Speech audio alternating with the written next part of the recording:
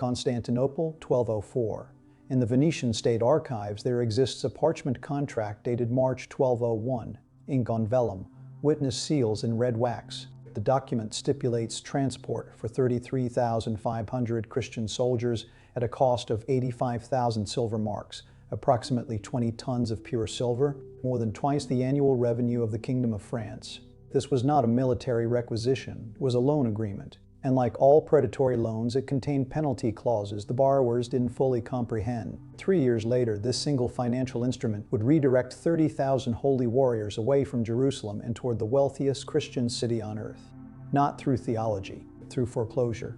For 9 centuries, the Byzantine Empire functioned as Rome's successor, a civilizational bulwark, controlling the Silk Road's western terminus. Constantinople held 500,000 souls in a treasury that dwarfed Western Europe combined. Yet by 1204 it lay in ruins, not from Muslim conquest, but from Christian creditors collecting a margin call. This is the forensic anatomy of imperial liquidation. How Venice transformed holy war into a 13-month debt collection operation, and how 30,000 armed pilgrims became unwitting bailiffs enforcing a maritime loan. The fall of Byzantium wasn't divine punishment. It was the most brutal asset strip in human history, and Venice kept the receipts. Enrico Dandolo became Doge of Venice in 1102 at age 85, allegedly blind, yet possessed of a calculating vision that would reshape Mediterranean power. Venice existed as an anomaly among European states. No agricultural hinterland, no feudal armies, no terrestrial tax base. It was a pure financial organism floating on wooden pilings, surviving exclusively through maritime commerce and the ruthless optimization of credit instruments. What Venice had perfected, and what no other Christian power understood, was the conversion of military logistics into profit-generating enterprises. The Venetian arsenal represented the world's first military-industrial complex. Imagine a 13th century Silicon Valley, but instead of coding algorithms, Venetian engineers had standardized the production of war galleys. At peak capacity, the arsenal could manufacture 1 complete warship per day through assembly line methods that wouldn't be replicated in Europe for another 6 centuries. Standardized hull components, interchangeable oarlocks, prefabricated mast assemblies stored in climate-controlled warehouses. This wasn't craftsmanship, it was industrial warfare production operating at venture capital scale. But Arsenal's true innovation wasn't speed, it was financial leverage. Every ship represented both a military asset and a rentable commodity. Venice didn't maintain a standing navy for defense, it maintained a rental fleet for profit. When European kingdoms needed maritime transport, they didn't build ships, they became Venice's debtors. The foundation of this extractive system had been laid a century earlier through a document that functioned less like a treaty and more like a predatory trade agreement, the Golden Bull of 1082. Emperor Alexios I Komnenos, desperate for Venetian naval support against Norman invaders, granted Venetian merchants tax-free trading rights throughout the Byzantine Empire. On parchment, it appeared a diplomatic concession. In practice, it was economic colonization. Venetian traders flooded Constantinople. They paid no customs duties while Byzantine merchants shouldered tax burdens. They operated warehouses in the empire's most lucrative ports, Alexandria, Acre, Antioch, siphoning commercial revenues that should have filled Byzantine coffers. For a century, Venice hollowed out Byzantium's economy from within, accumulating wealth that the empire itself generated but could no longer capture. Then came 1171. Emperor Manuel I Komnenos, recognizing the parasitic relationship too late, ordered the arrest of every Venetian merchant within Byzantine territory. Property confiscated, assets seized. Enrico Dandolo himself was present in Constantinople during these arrests. Venetian chronicles claim he was blinded by Byzantine torturers, a detail historians dispute, but one that Dandolo certainly weaponized politically. Whether the blindness was literal or metaphorical, the humiliation was absolute. For 30 years, Venice nursed this wound. 30 years of compounding resentment calculated in lost trade revenues and damaged merchant credibility. Dandolo didn't forget, institutions never do. Jean de Villehardoux understood none of this institutional history when he sold his family's vineyards in Champagne in 1201. A minor French nobleman of modest means, Jean had heard Pope Innocent III's call for a new crusade and felt the pull of salvation and martial glory.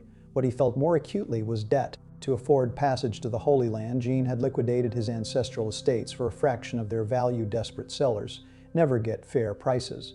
Even that wasn't enough. He borrowed an additional 200 livres from his local diocese at ruinous interest rates, collateralizing his future earnings against a military campaign he might not survive.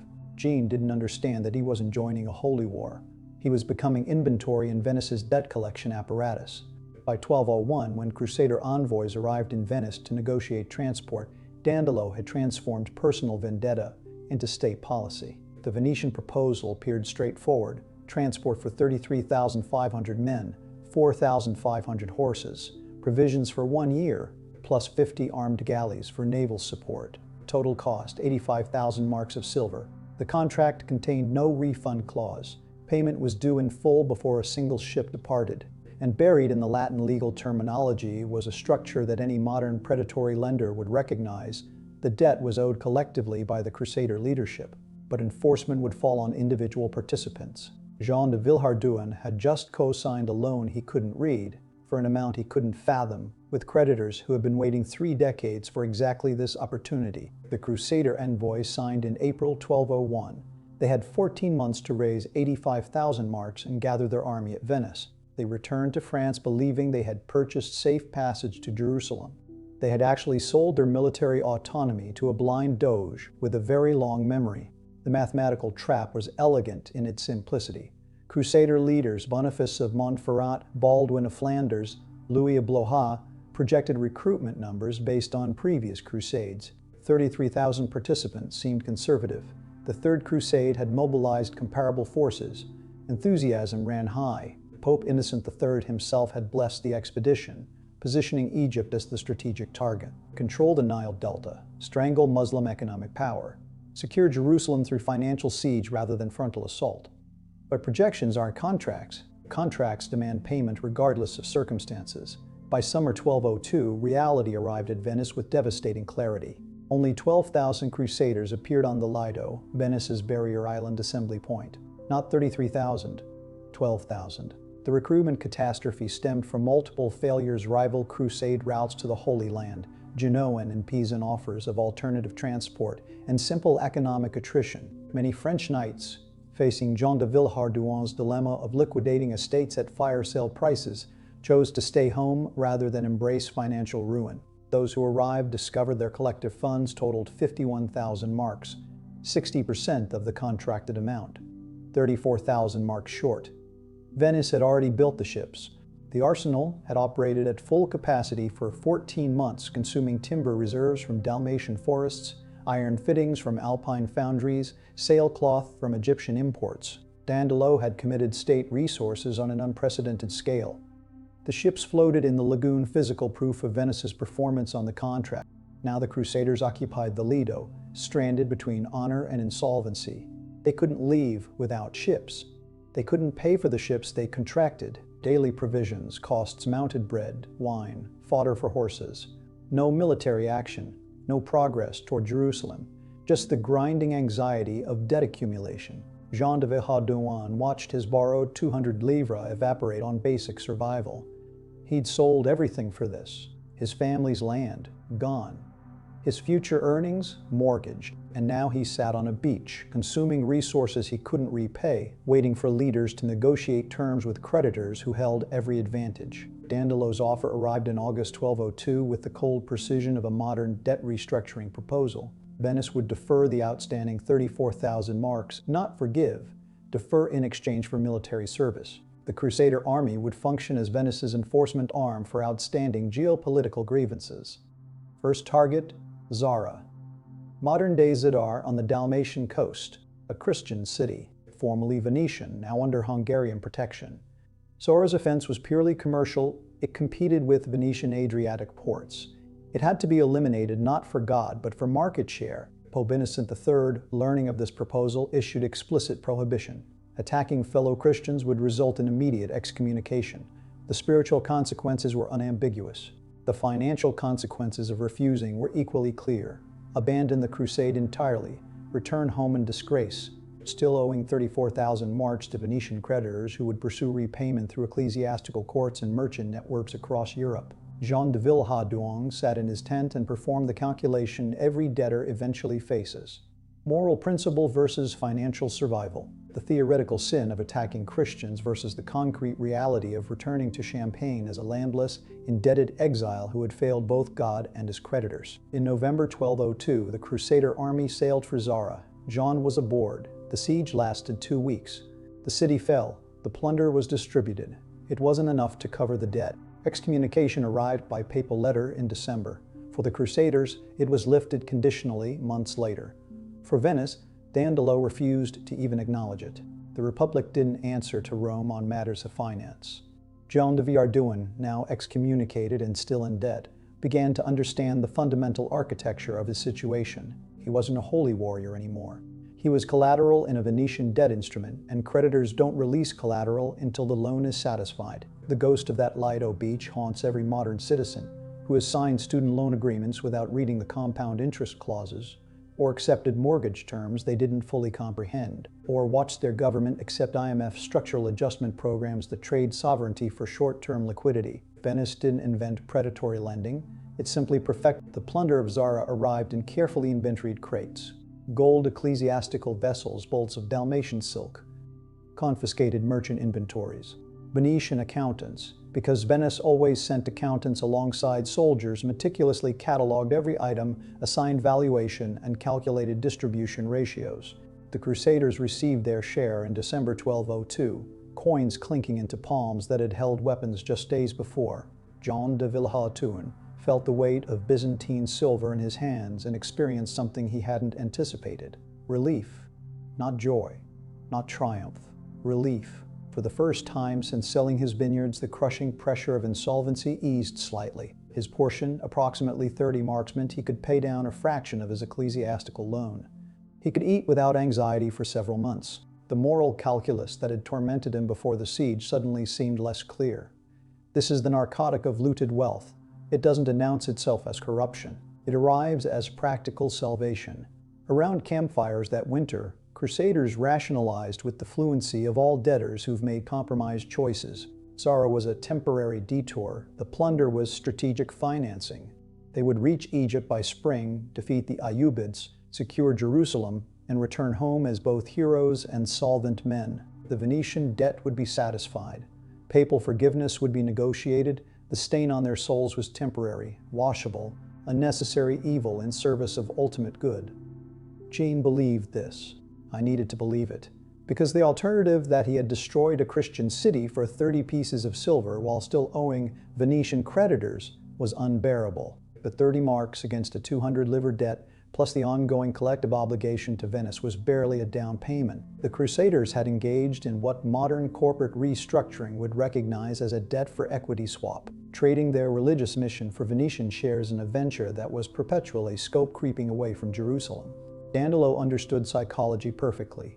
Give debtors a small win, let them feel the pleasure of partial payment. They'll rationalize the next compromise more easily. While Jean and his fellow Crusaders wintered in Zara, convincing themselves of their eventual redemption, Venice's intelligence apparatus was already preparing the foreclosure. Constantinople in 1203 operated in institutional blindness. Emperor Alexios III Angelos ruled a treasury still wealthy by medieval standards, though declining from its 11th century peak, and a capital that housed 500,000 souls. Hagia Sophia's gold mosaics still caught Mediterranean sunlight. The Hippodrome still hosted chariot races. The imperial workshop still produced silk brocades that commanded premium prices from Baghdad to Bruges. But beneath this visible prosperity, the empire hemorrhaged economic vitality through a wound inflicted in 1082 and never properly cauterized: the Golden Bull's tax-free Venetian merchant quarters. These weren't simply foreign traders, they were corporate spies conducting decades-long industrial espionage. Venetian merchants mapped Constantinople's warehouse districts, documented the imperial mint's production schedules, tracked which aristocratic families controlled which revenue streams. They identified which gates had aging hinges, which sections of the Theodosian walls had deferred maintenance, and which military units hadn't been paid on schedule. Most critically, they understood what the Byzantine court did not. The empire's perceived wealth was increasingly hollow. Tax collection had decayed. Provincial themes operated semi-autonomously, remitting reduced revenues to Constantinople. The empire's military effectiveness had degraded through decades of relying on expensive mercenaries rather than maintaining the thematic army system that had once made Byzantium formidable. Constantinople was a beautifully decorated mansion with a crumbling foundation, and Venice had the architectural blueprints. In January 1203, an unexpected variable arrived that would transform Venice's predatory lending operation into regime change. Prince Alexios Angelos, son of the deposed Emperor Isaac II, the younger Alexios had fled Constantinople after his uncle Alexios III had overthrown, blinded, and imprisoned his father in 1105. The prince had spent years wandering Western European courts seeking support for restoration. He was young, desperate, and crucially financially illiterate. When he reached the Crusader camp at Zara with his restoration proposal, he made promises that would make modern, sovereign debt negotiators wince. 200,000 silver marks to restore him to the Byzantine throne, plus provisions for the crusade, plus 10,000 Byzantine troops to accompany the expedition to Egypt, plus permanent submission of the Orthodox Church to Rome. 200,000 marks. More than double the original Venetian transport contract. The entire imperial treasury didn't contain such liquid assets. But Alexios Angelos, never having administered a budget or understood fiscal realities, believed in the Byzantine mystique of inexhaustible wealth, and the Crusaders, including Jean de Villehardouin, desperately wanted to believe him. Jean performed the mathematics in his tent.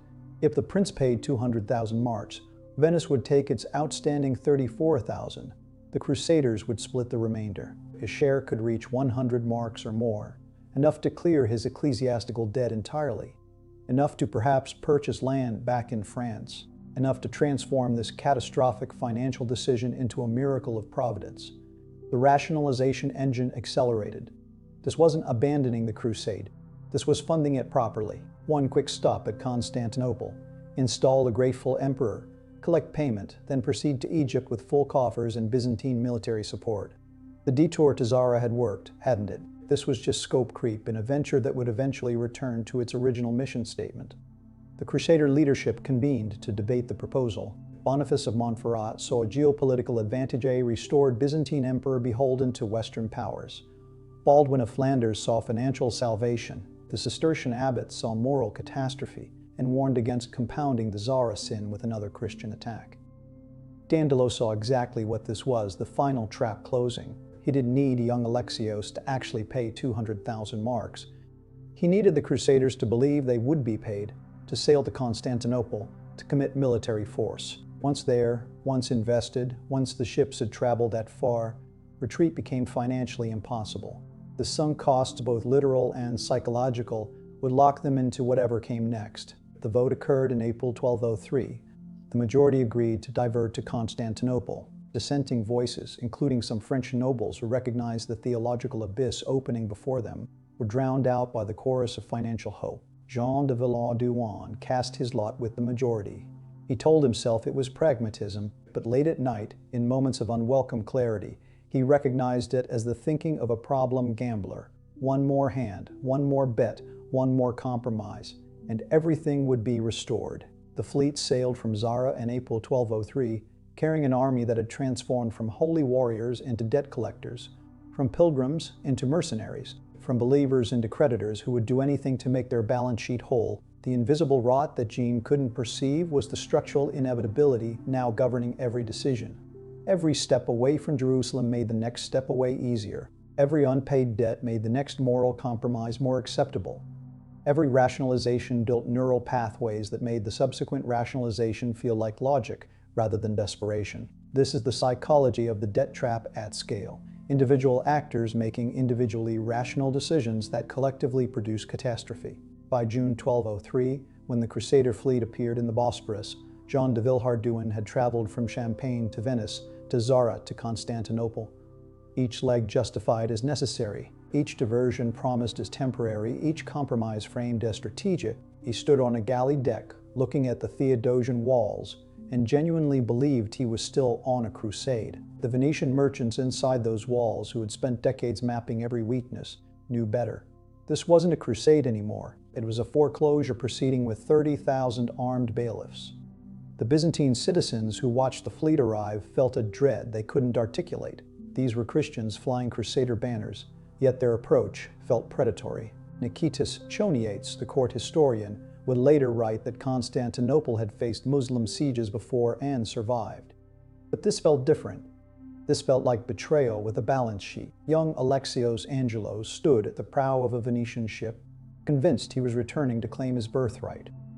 He didn't understand that he wasn't the client in this transaction. He was the product, the legal justification for what Venice had planned for 3 decades. The false prosperity gene and his fellow Crusaders felt the belief that one more detour, one more deal, one more compromise would deliver solvency, and salvation mirrors every modern economy that celebrates GDP growth, while household debt reaches unsustainable levels, that cheers rising stock markets while pension obligations remain unfunded, that declares recovery while structural insolvency deepens. We are all standing on Gene's galley deck, looking at walls we're about to breach, convinced we're still pursuing our original noble purpose while serving creditors whose patience has expired. Corfu, May 1203, the Crusader fleet anchored in crystal blue harbors, ostensibly for resupply before the final leg to Constantinople.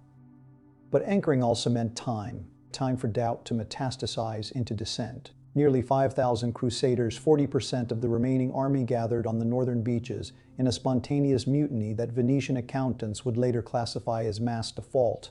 These men, mostly French and German minor nobility, had performed their own mathematics and reached Jean de Villedoise's conclusion weeks earlier. This expedition had scope creeped beyond redemption. Zara was morally catastrophic but financially contained.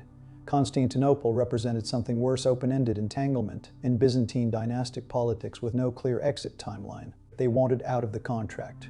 Gene stood on the southern shore watching rowboats ferry deserters toward independently chartered merchant vessels. He recognized faces. Geoffrey de Villiers, who'd fought beside him at Zara, Renaud of Montmirail, whose family lands bordered Gene's former vineyards, Simon de Montfort, a nobleman of genuine reputation who would later lead crusades that actually reached the Holy Land. These were not cowards. They were men choosing financial and spiritual bankruptcy over complicity in what they increasingly recognized as a Venetian debt collection operation disguised as pilgrimage. Gene felt visceral betrayal watching them leave. But underneath, threading through his anger like a cold current, envy.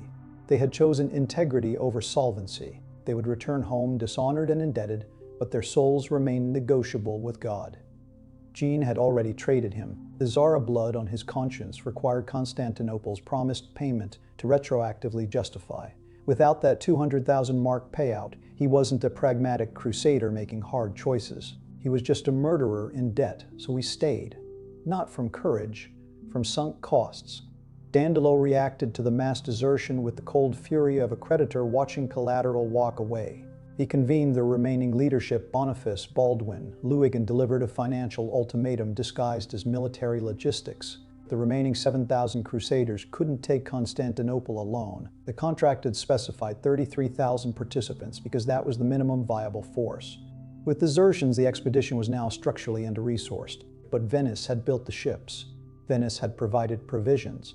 Venice had committed to being the state capital.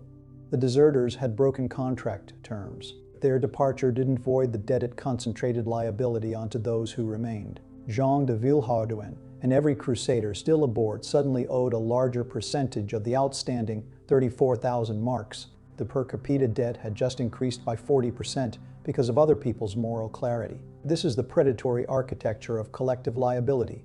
Punish those who stay for the choices of those who leave. What haunted Gene during the sleepless nights at Corfu wasn't the deserters.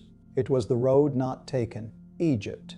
The original strategic objective that Pope Innocent III had actually blessed.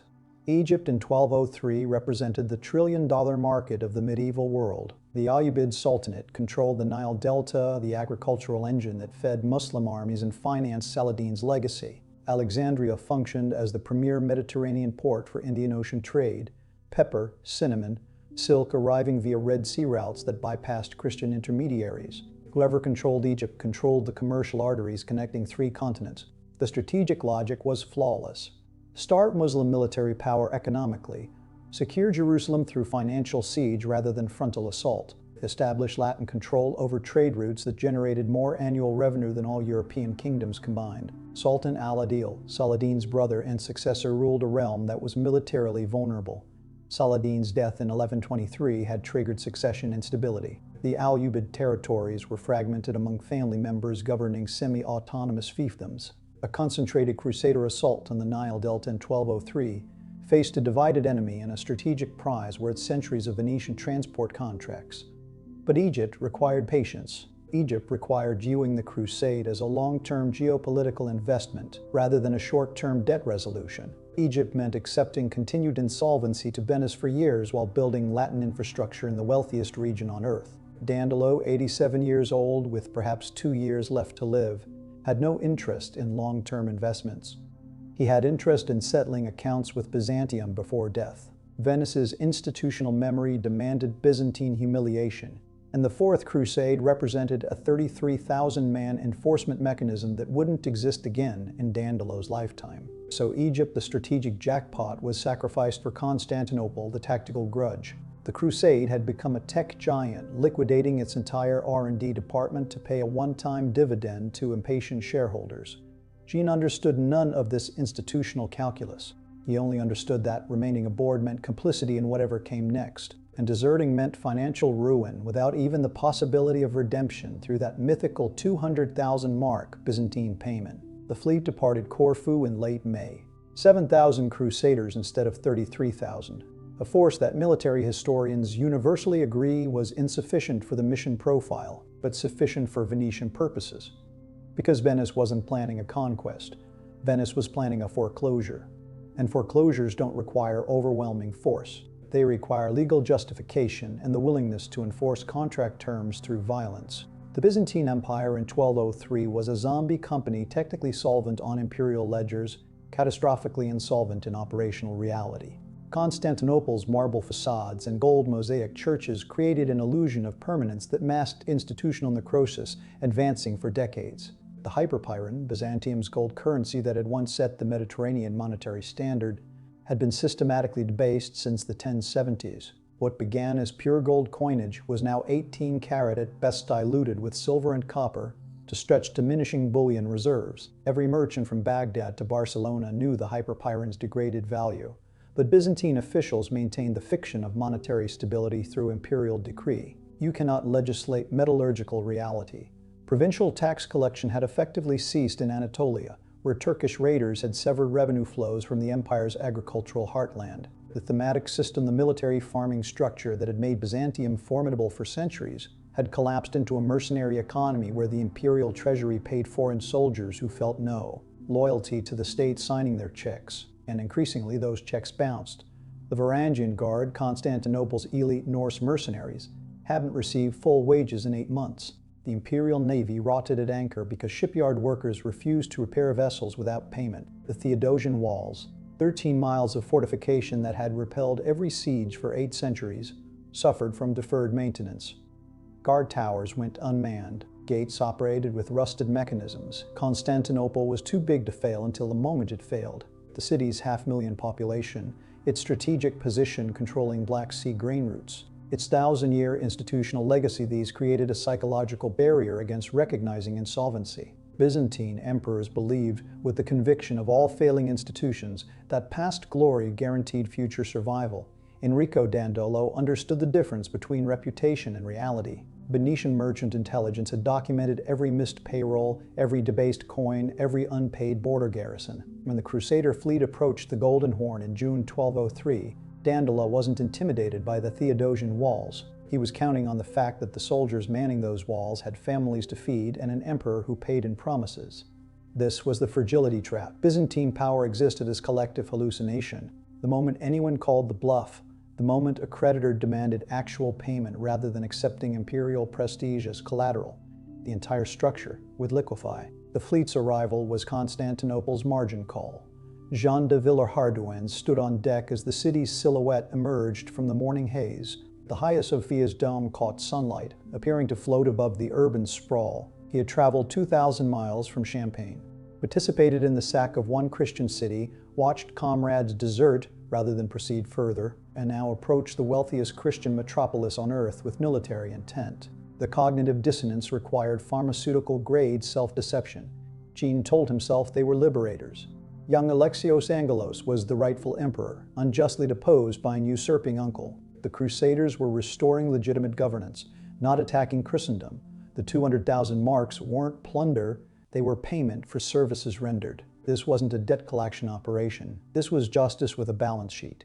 He needed this narrative like an addict needs the substance destroying them. Without it, he was just a bankrupt French knight who had murdered Christians to service Venetian creditors, and was now preparing to do it again on an industrial scale. The Byzantine citizens watching the fleet approach felt what victims of financial foreclosure always feel: disbelief that the institution they trusted could permit this, confusion about how protection mechanisms failed, and dawning recognition that power flows from those holding the debt instruments, not those holding the historical titles. Emperor Alexios III possessed the imperial regalia, the palace, and the theoretical authority, but Dandolo held the contract. And in 1203, as in 2008, as in every financial collapse throughout history, contracts enforced through violence trump crowns worn through inheritance.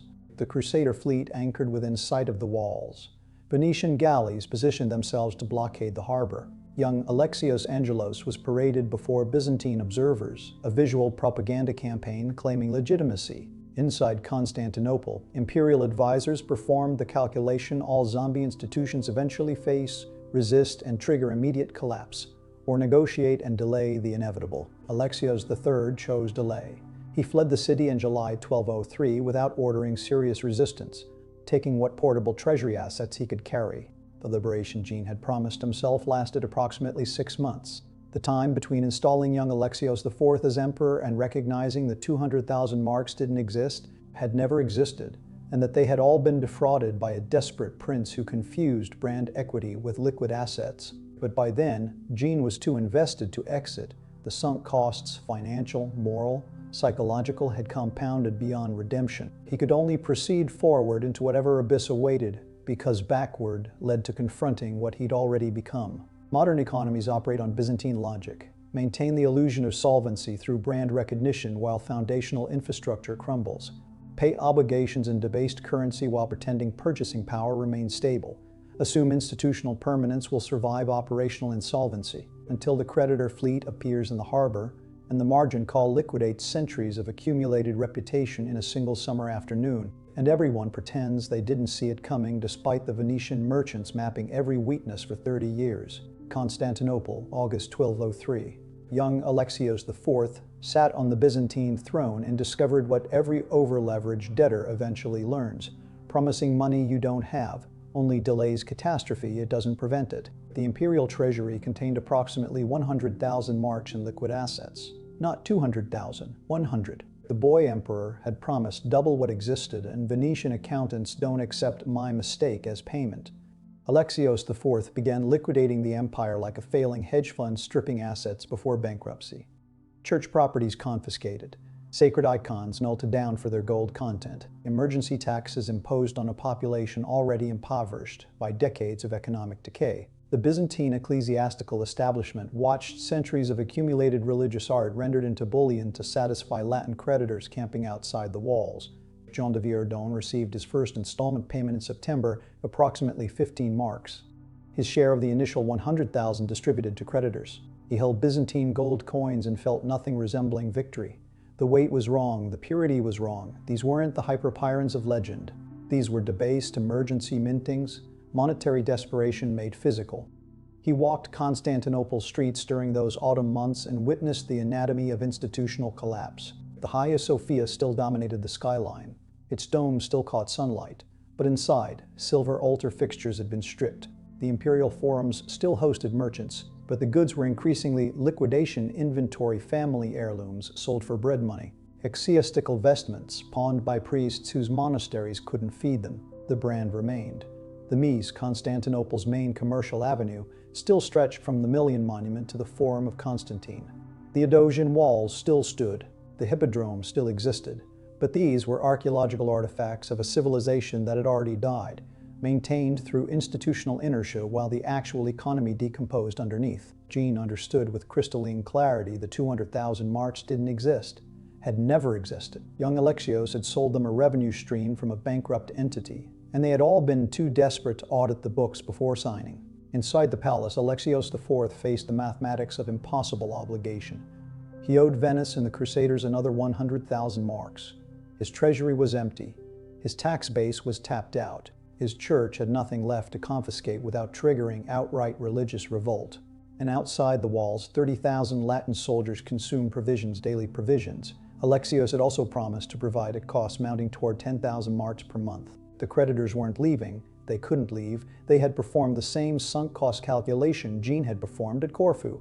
Abandoning Constantinople meant accepting total loss on the venture. So they stayed, waiting, consuming, becoming an occupying force by simple economic necessity. Byzantine citizens watched Latin soldiers patrol their streets, not as liberators, not as allies, but as the enforcement arm of a debt instrument their emperor had fraudulently signed.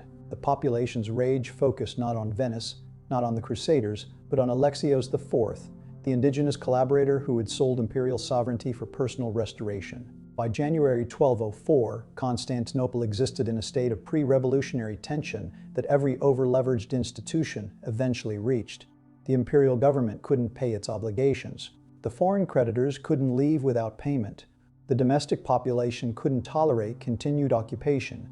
Something had to break. Alexios Mort su Flosa, court official whose surname meant bushy-eyebrowed, recognized the political opportunity that terminal debt crises create. In the early hours of January 28, 1204, he led a palace coup that historians would later classify as a hostile takeover by management rejecting the acquisition terms. Young Alexios IV was arrested, strangled, his corpse displayed as proof of regime change. His blind father Isaac II died days later, possibly murdered, possibly from the shock of watching his son's political experiment end in patricide. Mortulflos crowned himself emperor and immediately repudiated all debts to Latin creditors. The 200,000 mark obligation? Void. The provision agreements? Cancelled. The creditors camping outside? No longer guests, invaders. This was the trigger, not a military assault, not a theological dispute, a debt repudiation. The Crusader leadership convened emergency councils throughout February. Boniface of Montferrat calculated sunk costs, 2 years of diversion, the Zara excommunication, the 34,000 marks still owed to Venice, the opportunity cost of the abandoned Egypt campaign. Baldwin of Flanders calculated personal ruin, estates mortgaged, reputation destroyed, nothing to show for any of it except debased Byzantine coins worth a fraction of face value. Jean de Villehardouin sat in a tent and understood that he had traveled from Champagne to participate in a failed leveraged buyout. The target company had rejected acquisition, murdered the inside collaborator, and was now fortifying against creditor enforcement. March 1204, before a single crusader scaled the Theodosian walls, Venetian notaries drafted the Partitio Romaniae, the partition of Romania, Romania being the Byzantine Greeks' own name for their empire, the last Rome. This wasn't a battle plan, this was an asset liquidation agreement. Venice would receive 3/8 of all conquered territory. Specific ports pre-identified: Crete, Euboea, Modon, Coron. Strategic naval bases controlling Adriatic and Aegean trade routes. The Crusader leadership would divide the remaining 5/8, with Baldwin of Flanders receiving the imperial title and Constantinople itself. They were dividing office furniture in a company still operating, assigning patents from an institution still defending its intellectual property. The Partitio Romaniae represented creditor logic perfected. When a debtor refuses payment, liquidate the debtor and sell the components. Enrico Dandolo affixed his seal to the document. He was 87, functionally blind, and had waited 33 years for this moment. The contract specified that Venice's share would be free and clear of all obligations, legal terminology ensuring that whatever Byzantine debts, treaties, war commitments existed would not transfer to Venetian-controlled territories. Clean assets. No inherited liabilities. The assault commenced April 9, failed. The Theodosian walls, even undermanned and undermaintained, repelled the first attack. Crusader siege towers burned. Scaling ladders splintered. For a moment, the illusion of Byzantine invincibility reasserted itself. April 12, Venetian galleys repositioned, attached gangplanks to towers along the seawall near the Petria Gate. The wind shifted, pushing ships against stone. Crusaders flooded across. Alexios Vortzopoulos, the emperor who had repudiated the debt, fled the city without organizing serious resistance. Just like his predecessor Alexios III, the zombie empire's management kept abandoning the office when creditors breached the lobby. What followed wasn't conquest, it was liquidation. The 3-day sack of Constantinople operated with the efficiency of a corporate asset sale. Crusaders and Venetian soldiers moved through the city in organized units, not as rampaging berserkers but as systematic extractors of wealth. churches were priority targets. The highest concentration of portable valuables, the Hagia Sophia, Christianity's architectural masterpiece, was stripped with the precision of a bankruptcy auction. Gold mosaics pried from walls. Silver iconostasis melted. The altar, solid gold weighing hundreds of pounds, required 20 men to carry. Sacred relics collected over centuries, objects that pilgrims had traveled thousands of miles to venerate, were evaluated by weight and metallic content. A fragment of the true cross? Worth its gold reliquary. The Virgin Mary's robe? Worth the jewels on its container.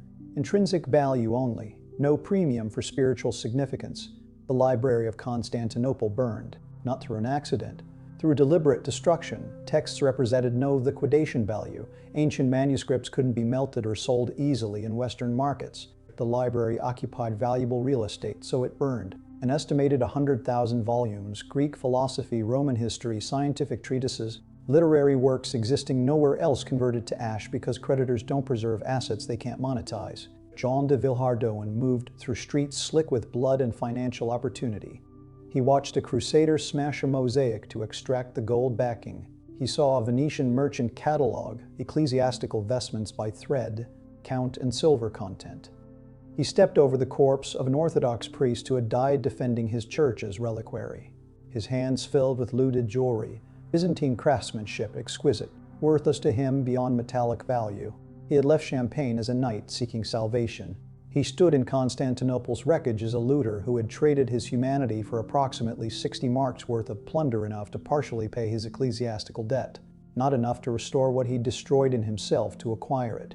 Nikitas Choniades, the Byzantine historian who survived the sack, documented the human cost with devastating precision. Nuns raped in their convents, elderly citizens murdered in their homes, children enslaved. But alongside the human atrocities, he cataloged the economic annihilation. The Latins spared nothing sacred or profane. They smashed reliquaries, drank communion wine from holy chalices, dressed prostitutes in ecclesiastical vestments, and paraded them through the streets.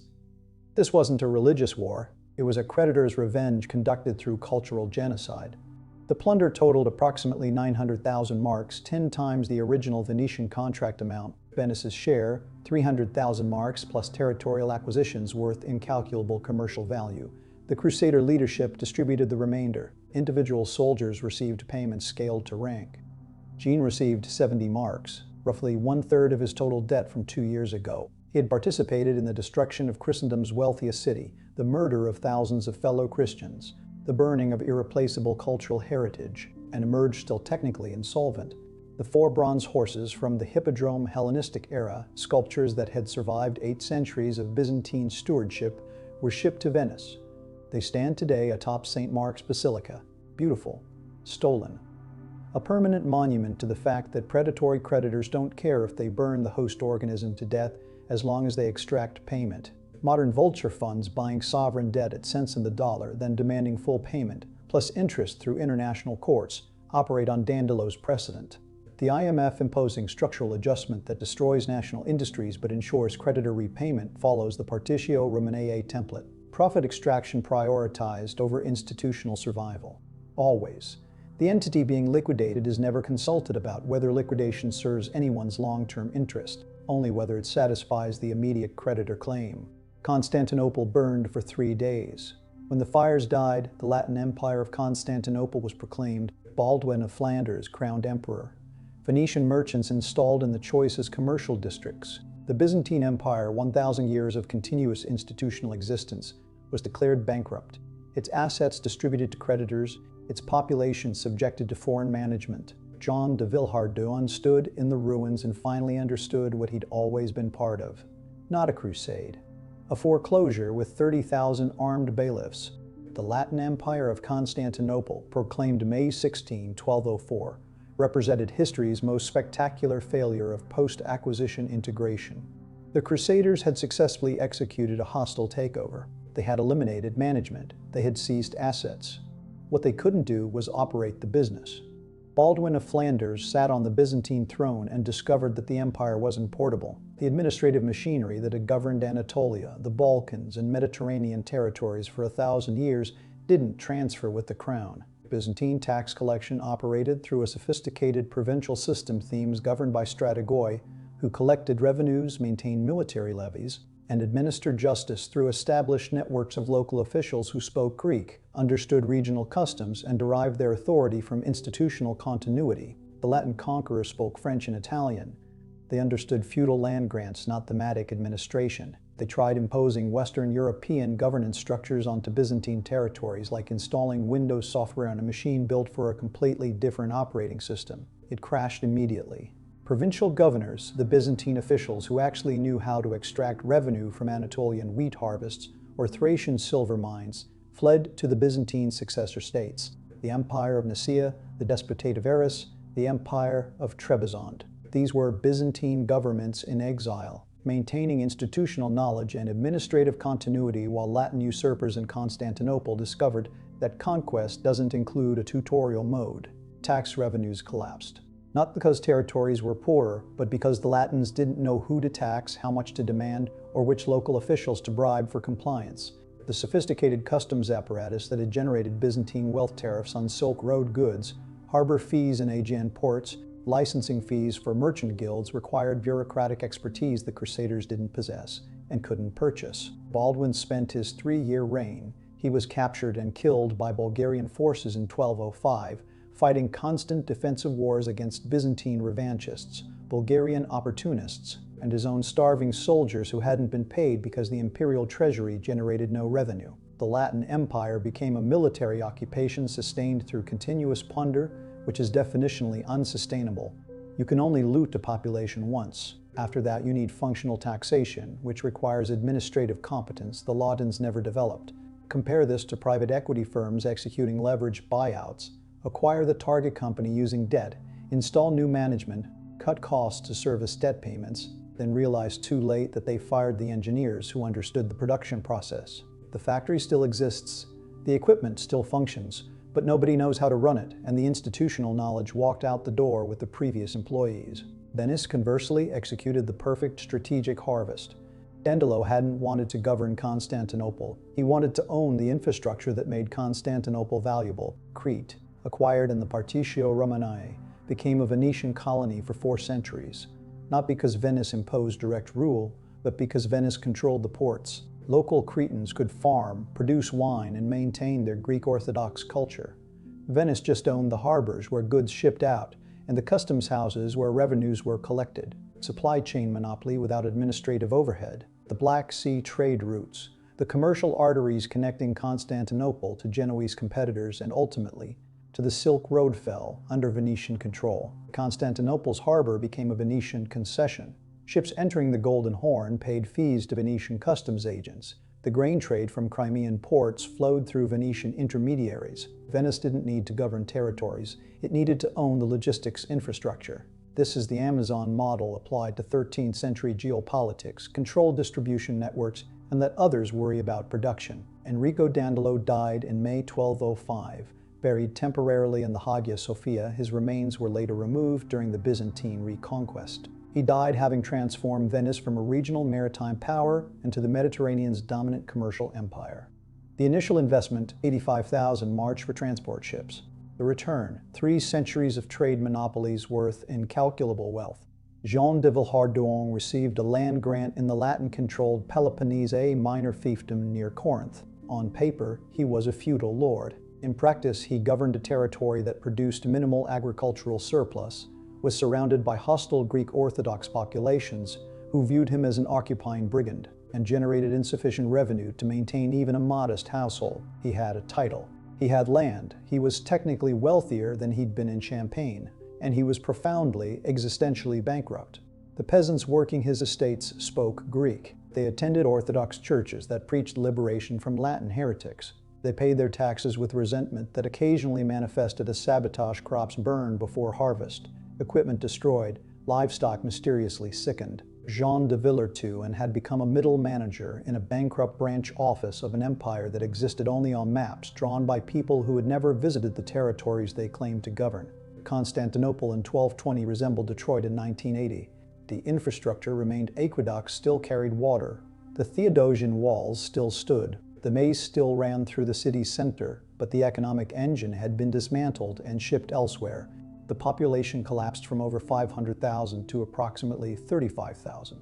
This wasn't genocide, this was economic displacement. The silk weavers who had operated workshops in Constantinople's industrial districts relocated to Nicaea, where Byzantine successor emperors offered tax incentives and protected Orthodox institutions. The glassmakers, the goldsmiths, the manuscript illuminators, the artisan class that had made Constantinople the medieval world's manufacturing center migrated to Thessalonica, to Trebizond, to anywhere governed by Greeks who understood their craft. What remained were Latin soldiers, Venetian merchants, and a Greek underclass too poor or too old to relocate.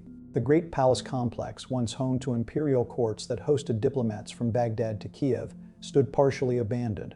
Latin emperors occupied a fraction of the rooms, while the rest deteriorated from neglect. The factories existed. The looms sat idle. The furnaces grew cold. Industrial production required skilled labor, and skilled labor had evacuated to the suburbs of the empire Nicaea, functioning as the intellectual capital in exile, where Byzantine administration continued without interruption. By the 1230s, Latin emperors faced liquidity crises that would be comedic if they weren't tragic. Baldwin II, crowned in 1228, governed an empire that generated insufficient revenue to feed his household.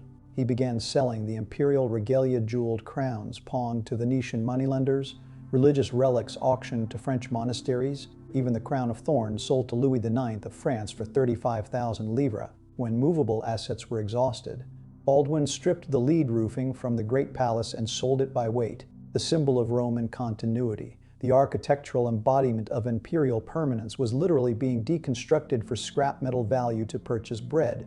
In 1237, Baldwin II pawned his own son Philip to Venetian merchants as collateral for a loan. The heir to the Latin Empire, held in Venice as human collateral until his father could raise funds to redeem him. This is the terminal stage of institutional bankruptcy, when the CEO pawns his children to make payroll.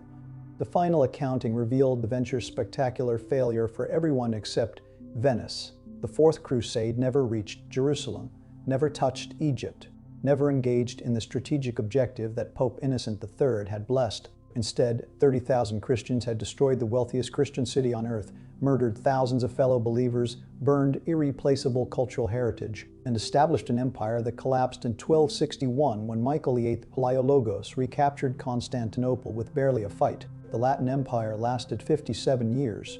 In that period, it governed diminishing territory, generated negative returns for most participants, and functioned primarily as a cautionary tale about the difference between acquisition and management. Venice, meanwhile, had secured Crete, Euboea, critical Aegean ports, and Black Sea trade monopolies. The initial 85,000 mark investment in transport ships had yielded returns that would compound for 3 centuries. This is the predator's advantage: extract the valuable assets, leave the liabilities with someone else, and walk away before the building collapses. Jean de Villehard II died sometime in the 1230s. Records of minor Latin nobility are fragmentary on his Peloponnesian estate. He was perhaps 60 years old. His feudal grant had never produced the wealth he'd imagined. His debts to the church had been partially paid but never fully satisfied. The jewelry he looted from Constantinople's churches sat in a locked chest, too dangerous to wear openly among Greek populations who viewed such items as stolen sacred property. In his final years, Jean understood with the clarity that only comes from irrevocable loss. The 200,000 marks had never mattered. The Venetian debt had been a narrative device, a psychological trap that transformed holy warriors into enforcement mechanisms for a geopolitical grudge wrapped in financial instruments. He had sold his family's vineyards to join this venture. Those vineyards were gone, owned by someone else now, producing wine he would never taste. The empire he'd helped establish was a corpse, animated by Venetian commercial interests. The salvation he'd sought had inverted into damnation through the simple mathematics of compound moral debt. Jean de Villehard's story ended not with dramatic martyrdom, but with the quiet recognition that he had destroyed more value than he could ever create, for returns that never materialized, in service to creditors who viewed him as a disposable asset in a balance sheet he couldn't read. Modern private equity follows this template with industrial precision.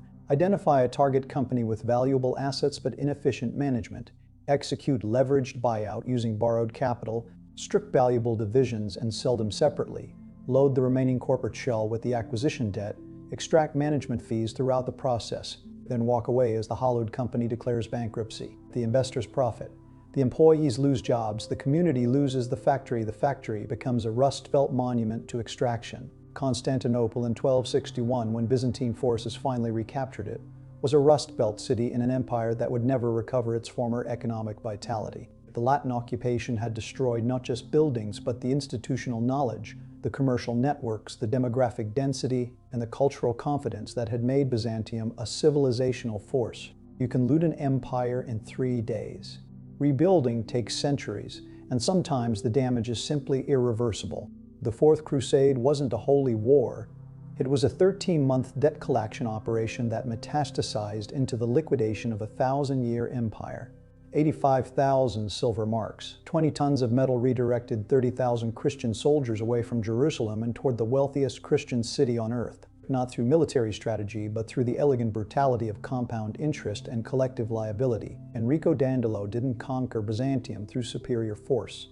He foreclosed on it through superior financial engineering. The Crusaders believed they were making pragmatic decisions: detour to Zara for funding, detour to Constantinople for the promised payment, sack the city when payment was repudiated. Each choice appeared rational in isolation. Collectively, they executed the blueprint Venice had drawn 30 years earlier when Byzantine Emperor Manuel I confiscated Venetian property and humiliated Venetian merchants.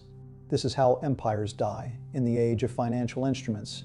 Not through barbarian invasion, not through divine punishment, but through leverage, information asymmetry, and creditors patient enough to wait decades for the perfect enforcement opportunity. Constantinople's population dropped from over 500,000 to 35,000. The library burned, the Hagia Sophia was stripped, the hyperpyron lost its status as an international reserve currency. Byzantine successor states recaptured the city in 1261, but the empire never recovered its economic vitality. When Ottoman forces finally conquered Constantinople in 1453, they were conquering a ghost empire that had been economically destroyed 2.5 centuries earlier by its own allies collecting on a maritime loan. Venice profited for 300 years. The Crusaders who survived received modest plunder and worthless land grants in territories that generated no revenue. Most died in debt. The ghost of Venice haunts every modern financial crisis. It lives in the IMF structural adjustment programs that trade national sovereignty for short-term liquidity. It whispers through the predatory student loans that convert educational aspiration into decades of debt servitude. It operates the leveraged buyouts that strip profitable companies into bankruptcy while investors extract fees. It authors the too big to fail doctrine that socializes losses while privatizing gains. The fundamental lesson remains unchanged across 8 centuries. Your creditor is never your friend. Institutions prioritize their balance sheets over your survival, and once you've signed the contract without reading the penalty clauses, every subsequent choice occurs within parameters the creditor has already defined. John de Villehardouin's estate near Corinth, if you could find it today, buried under centuries of Greek habitation, would reveal foundations of a modest manor house. No grand castle, no cathedral, just the archaeology of a minor nobleman who sold everything for passage to Jerusalem and ended up dying in the ruins of an empire he'd helped destroy, still holding jewelry he'd looted from churches, still owing money to creditors who had moved on to more profitable ventures. His armor, if it survived, would be empty, a hollow shell that once contained a man who believed in salvation through violence, redemption through debt service, and the fundamental lie that temporary compromises don't accumulate into permanent damnation. The 4 bronze horses still stand atop St. Mark's Basilica in Venice. Tourists photograph them daily, beautiful stolen monuments to a simple truth. Predatory creditors don't just take your money. They take everything you were willing to destroy to pay them, then display the wreckage as proof that payment is always extracted, one way or another, and the debt is never truly satisfied because the interest compounds in blood.